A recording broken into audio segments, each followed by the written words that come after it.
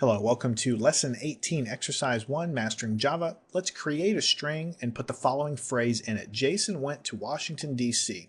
Notice how everything's lowercase.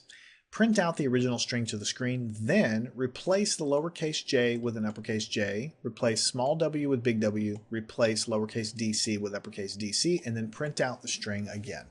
So what we're going to do is use our replace function to go through and find instances of lowercase j and replace with uppercase j. So first we create a string, Jason went to Washington, D.C., and then I print that to the screen.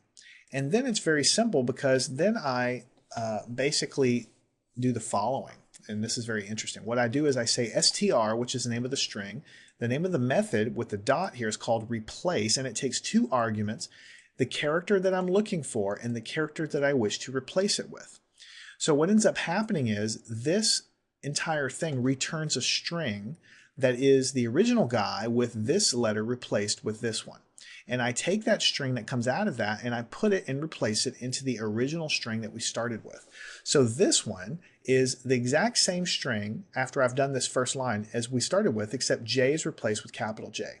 And then I do the same thing again below it, replacing W with W, D with D, and C with C.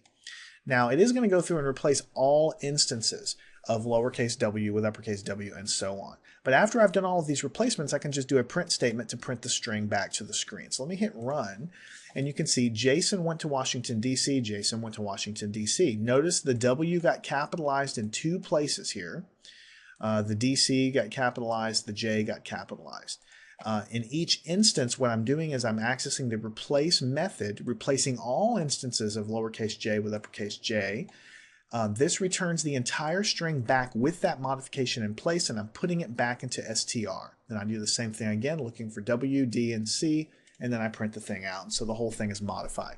So if you know that you want to make replacements for characters, this is the way to do it. The only downside to it is it makes the replacement everywhere.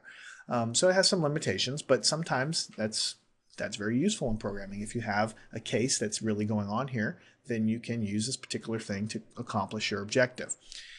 So make sure you understand this, make sure you understand what the replace method does, and then follow me on to the next lesson in Mastering Java.